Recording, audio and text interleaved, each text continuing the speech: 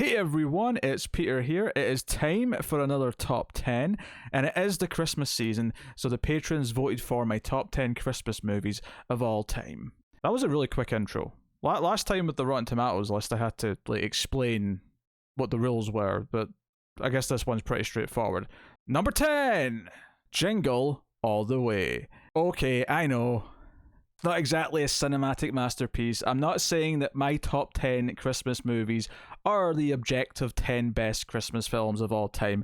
Far from it. There's going to be a few questionable picks on here. But Jingle All The Way, as previously established in my last top 10, Arnold, big fan of him growing up. So, being that I was 8 years old when Jingle All The Way came out, and the plot of this movie is that a father, played by Arnold Schwarzenegger, has to find the hot toy for his son. The fact that that son ends up being like the kid that ruined Star Wars is neither here nor there. He needs to find a Turbo Man doll. And this takes him on an adventure on Christmas Eve because he's forgotten to buy one. And there's hijinks, there's crazy postmen, evil Santa Clauses, there's even a big parade with a jetpack and all sorts of crazy shenanigans. Naturally, I enjoy Arnold doing all of his Arnold lines and all his reactions to all the craziness around him. It's got a really fun spirit. Obviously, it's a very consumerist Christmas movie because it's all about getting the hot toy. But here's the thing, when you're a kid watching Christmas movies, Christmas to a kid isn't anything but getting presents for Christmas. Maybe the good food. Maybe seeing some family members you don't usually otherwise see. But by and large, the excitement of Christmas is the one or two things you really want, that you're hoping to get, and that's kind of what Jingle All The Way was for me growing up, with probably my favourite actor at the time. Not only that, Phil Hartman's in this movie as the neighbour who has the hots for Arnold's wife and is trying to kind of butt in and be the better father. He's hilarious in this movie, as is Arnold. It's just as quotable as any other Arnold comedies are. Honestly, I still have a good time watching this, and I get that for a generation about 10 years younger than me, A Christmas Story is the movie that people think of when they think of getting the present you want for Christmas. But for a 90s kid, which I was by and large, Jingle All The Way kind of fills that void. I can't help but smile every time I watch Jingle All The Way. I think it's full of heart, and it kind of speaks to what I remember Christmas as a kid growing up. Especially since the Turbo Man doll and all of the other things all feel like they're based on what was big in the 90s, and that was Power Rangers. And what did I want for most Christmases in the mid-90s? I wanted Power Ranger toys. So, oddly, kind of relatable. Number 9, Jack Frost. No, not the Michael Keaton movie that's all sappy and, oh, my dead father, oh, I get to say goodbye to my daddy before I grow up to be an orphan, blah, blah, blah. This is the Christmas horror movie about a killer snowman, a prisoner who ends up, turned into a snowman. I mean, look, there's not a whole lot of logic to it. There's a bit of a science thing going wrong as an accident. Doesn't matter. He starts killing people with icicles. He's kind of like a snowman version of a T-1000. Probably the most notable actor in the movie is Shannon Elizabeth from American Pie. Okay, but he turns into a giant snowball at one point. He has a lot of wisecracks, so it's a little Freddy Krueger and Chucky-esque in terms of his sense of humor, but it's very cheesy, but the kills tend to be a lot of fun. I cannot recommend the sequel under any circumstances. Jack Frost 2 is absolute trash, but Jack Frost 1 hits a nice sweet spot of silly, fun kills and practical effects. Just a general nice sense of humor, and it's all very obviously Christmassy, and there's nice vibes. Did I mention the giant snowball? Come on, it's a hoot, it's a fun time, and yes, I am a horror fan, therefore some of this Christmas top 10 is going to have Christmas horror movies on it, and I am not ashamed of Jack Frost being one of those movies. Number 8 is Home Alone 2, Lost in New York. Home Alone 2 gets a bad rap. Many people just dismiss it as redoing the first film again. And while that is partially true, I think it's kind of underselling a lot of the unique things that Home Alone 2 brings to the table. First of all, you got Tim Curry in this movie, and he is phenomenal as the antagonist in the hotel, trying to catch Kevin and thinking he's a crook. His performance, delightful. Number 2, Kevin actually has kind of like a little heroic arc in this movie. He actually targets the villains because the money they're stealing is supposed to go to a children's hospital. There's even a sweet moment beginning into Act 3 where Kevin sees a sick kid at the hospital waving at him and he's all sad. And Kevin McAllister realizes that he's practically a 1%er. He's a pretty well-off kid from a well-off family. So he's going to do something heroic. He's going to do what he does best. He is going to make deadly traps that somehow don't kill the two assholes. And he is going to save Christmas for a bunch of sick children. And yes, it does kind of follow some of the beats of the first film, of course it does. And I would critique that the traps probably aren't by and large as fun as the first one because they get a little bit too silly in places. The one thing that I could have done without in terms of rehashing the plot is the sympathetic adult who is scary at first, in this case the bird lady, who has all the pigeons on her and she's kind of spooky. But all in though, I find Home Alone 2 completely watchable. I think the lightning striking twice is actually kind of part of the charm of Home Alone 2. Even the fact that the parents have done it again is honestly kind of hilarious. Although child services should probably be looking into it at this point. Number 7 is Silent Night, Deadly Night, and of course people are expecting this from me. It is the seminal Christmas slasher with a guy dressed in a Santa outfit yelling, "Punish!" and "Naughty!" as he murders teenagers and adults who he deems to not be behaving appropriately. And it all stems from a tragic origin story where he witnesses his parents be murdered by a Santa Claus, and he grows up to develop the same condition, apparently. It's one of those movies where the acting is just rough enough and the charm is there to make it very watchable. And there's actually a nice build up to like waiting for him to snap. You know he's going to. He's effectively forced into this position where he's going to wear a Santa outfit, even though he has like this PTSD of Santa Claus and Christmas. And there's even this strict nun who's kind of evil, who forces him to like face his fears in really unhealthy ways, when perhaps, I don't know, maybe give him therapy for the fact that he saw his parents be murdered on Christmas Eve. The sequel, Silent Night, Deadly Night Part 2, is worth watching as well, although the first half of the film is just a flashback to this movie. But the second half is very much worth your time, and I think you've all heard it's garbage day somewhere in your internet travels. Number 6 is Christmas Evil. Yes, another horror movie. Please hold the angry comments until the end. Thank you. Now, while I did recommend Silent Night, Deadly Night and mentioned it was a silly movie, it was a cheesy movie, the acting's not that good, Christmas Evil is actually, I think, a pretty good movie. It's about a guy who loves Christmas so much that he has his decorations up in July, he takes note on which kids in the neighborhood are naughty and nice, because he's going to give them presents later, and of course he does dress up as Santa. He has a van that he paints a sleigh on the side of. He eventually lashes out at some of the adults who aren't respecting the sanctity of Christmas. It's kind of like Christmas Taxi Driver in a weird way, and I'm not saying it's as good as that, but that's kind of what it is. And would you believe it, there is a childhood incident which has maybe skewed his views on Christmas a little bit. Let's just say he saw Mummy kissing Santa Claus. If I haven't sold you on already, let me just say that you will never see the ending of this movie coming. It is one of the most unpredictable final 30 seconds of a movie I might have ever seen. Don't look it up, go in cold, and enjoy yourself. Number 5 is Scrooge. That's right, everyone's favourite Ghostbuster in a film directed by Richard Donner, who of course did The Omen and the Lethal Weapon movies and The Goonies. This is what you call star-studded. It's basically a Christmas Carol, but in the context of the yuppie 80s businessman world. Bill Murray's a TV exec, and he's actually putting on a Christmas Carol as a TV special.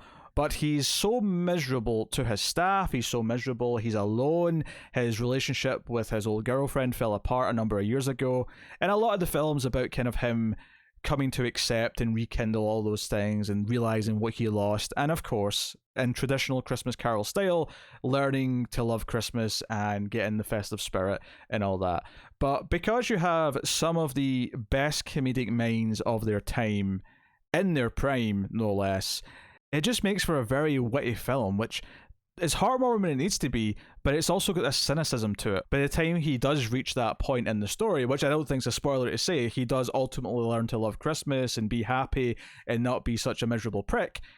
It's actually a lot more fulfilling, I think, because the cynicism that it starts off with is maybe a lot more recognizable to a modern world. Even though, yes, it's the 1980s, time has moved on a bit since then, but a lot of these things that he's talking about, the more corporate yuppie 80s world, it feels a lot more transferable to the idea of one percenters and the idea of big business and all those things. Because this is a bunch of actors that I grew up watching in movies from the 80s and 90s, there is like an extra comforting aspect to this movie, because it is all these faces that I know from other good experiences and stuff that I associate with my childhood, I associate with my favorite era almost of movies, that it's very hard for this to be anything but the definitive version of A Christmas Carol for me. Number 4 is Gremlins. Gremlins, of course, is a creature feature with a bunch of nasty little critters, not the knockoff movie Critters, but just critters in the general meaning of the word critters. It's a small town, it's Christmas time. Our main character gets a present of this rare creature, a mogwai, who's called Gizmo, and he's obviously a favourite of movie audiences everywhere, he's so cute. But of course there's rules, and if he gets wet, he duplicates, and then if those duplications eat after midnight, they become monstrous little gremlins. Why is it so good then? Well, first of all, like every Joe Dante movie, there's a very likeable cast of characters, a lot of friendly faces. Even the ones who are more antagonistic are fun to watch be antagonistic. You have great practical effects. Gizmo's iconic. There's a lot of antics that are really enjoyable to watch. You got a lot of great Christmas vibes. I love Gremlins 2 as well, but Gremlins 1 is far more the Christmas movie. You've got the town square from Back to the Future covered in snow. Yes, I recognize you, Clock Tower. Hello. And Gremlins is also a movie that's actually not afraid to get dark. Like, people, I think, often assume this is very suitable for kids, and forgetting the Phoebe Cates, "This is how I stopped believing in Santa Claus" speech, which is super dark in and of itself. This movie has lots of great actual horror movie scenes. It treats the gremlins, while funny and whilst when they do actually pop out, are a lot of fun to be around, they're a lot of fun to watch, and the hijinks they get up to, it does treat the build up and suspense like a horror movie, and it feels more like a horror movie than the second movie does. Number 3 is Home Alone. That's right, Home Alone got 2 spots on this top 10. I just couldn't leave either one of them out. Home Alone's a special film that was maybe the first Christmas film that I ever really became obsessed with as a kid. There's something so fun about a kid being able to take on the villains on his own. Keep in mind, I was a kid who was also watching action movies, so the idea that this was an action movie for a kid was kind of amazing. And he does. He takes on 2 crooks by himself. The crooks, of course, are very entertaining. 2 wonderful actors doing their bit. This is a movie about a kid who has to lay out booby traps in his house, and there's nothing about that that's not extremely entertaining. And of course, the heart of the film is that Kevin didn't really like his family. He thinks he did this himself because he wished them away. Instead, it was just gross negligence on the parents' behalf, as mentioned previously in Home Alone 2. But by the end of the film, he realizes that he wants them back, and he's going to defend his house because it's his family's house, and he has to defend their honor. He has to defend their home. And that's what makes it so heartwarming. It probably helps that John Williams did the score. The Home Alone main theme fits on any Christmas playlist. It is genuinely really good. Number 2 is Black Christmas. And if you want a bit of weird trivia here, this is actually directed by Bob Clark, who also did A Christmas Story. But this is his Christmas horror movie, and it is one of the best horror movies of all time. It just happens to also be a Christmas film. Notably, this stars Margot Kidder before Superman, which connects to Richard Donner, who was the director of another film on this list. And it also stars John Saxon, who's a bit of a horror veteran. Certainly by the time we get into the 80s, he's known for a lot of horror movies. But the big thing, though, is that this movie is a precursor to the slasher genre. It came out in 1974, the same year as Texas Chainsaw Massacre, both of which were before Halloween, which is largely seen as the true birth of the slasher movie. And a lot of the elements in Halloween you can definitely trace back to Texas Chainsaw and Black Christmas. It also might very well be the originator of a very famous horror trope, which I can actually say because it's not really a spoiler to the audience. The audience knows this the entire time, but you've probably heard of the trope of the call is coming from inside the house. And sure enough, it does feature a killer who lives in the attic of a sorority house for the duration of the film, who makes obscene phone calls and occasionally kills off the inhabitants one by one. It is set over the Christmas break, so some of the girls aren't there. It's a bit of a skeleton crew, so it makes it a little bit creepier. They're more vulnerable than they maybe otherwise would be normally. But what makes this movie memorable is just how grimy it feels. Kind of like Texas Chainsaw, but it's a little bit different. A big part of it is the killer himself is very grimy. He feels like a proper deranged individual. He uses a lot of obscene, vulgar terms, and the setting, the time period, is used to build the plot. It is used to build the atmosphere, and the contrast of the griminess and how nasty it feels really works well, clashing against the Christmas vibes that it's otherwise got surrounding it. So it's a very effective Christmas horror film in that sense, and ultimately that's what a Christmas horror film should feel like. You should feel the clash of the horror with what's supposed to be this comfortable, happy, festive time of year, and Black Christmas nails that. Number 1 is Die Hard. Why? Fuck you, that's why. Yes, Die Hard is a Christmas movie. I know this debate has raged on. For some reason, the last few years, this has all started to get controversial. Some people really want to argue against Die Hard being included as a Christmas film. I don't think you have to tell a story that is directly about Christmas or has a heartwarming center that you associate with the vibes, the festivity of Christmas. All you really need to be a Christmas movie is just use it. Now, some movies just kind of have it in the background, but as long as you are using it to drive your plot, to interact with as prop or as story developments or as jokes or whatever it may be, as long as that is a constant presence throughout the film, it's a Christmas movie. And Die Hard takes place on Christmas Eve because that's the day where most of the building is empty and they're having a Christmas party where neatly all the hostages are going to be gathered in one little spot. It's driving the plot. It's there. It's why John McClane is visiting his family, because it's Christmas and he wants to see his kids. Maybe win back his wife. There's the heartwarming part if you're looking for it. But he uses Christmas constantly. Ho ho ho, I've got a machine gun. We all remember that line. Oh, and remind me again, what is John's wife's name? Oh yeah, her name is Holly. But to go back 1 second about the building being empty, like, I actually do think this is a very important part of Christmas. Like, that feeling of being in school and it's that last week where people are not showing up and it feels a little bit empty and it feels like everyone's putting in, like, not even half effort. They're putting in like a tenth of the effort that they normally would. Even the teachers, right? There's that. We're almost at Christmas vibes. Those last few days, you just don't do as much work. That vibe is there in Die Hard. It kind of feels like that. It feels like that from the police who show up. It's not until they see dead bodies flying at them that they start actually considering this seriously. Now, it is also the best action movie ever made, and that's a pretty big point in its favor, but the Christmas setting helps, just makes it feel unique. It makes it stand out against other action movies. I used to watch this as a kid on Christmas Eve as one of the movies to help pass time because I was so excited to get to presents the next day.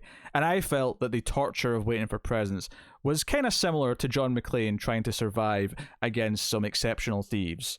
So look, if you don't want to count Die Hard as a Christmas movie, you know what? That's fine. It's your list. It's your choice. It's what you want to watch at Christmas is what you want to watch at Christmas. But I get festive goosebumps from Die Hard. It is the best action movie ever made. It's the best Christmas movie of all time.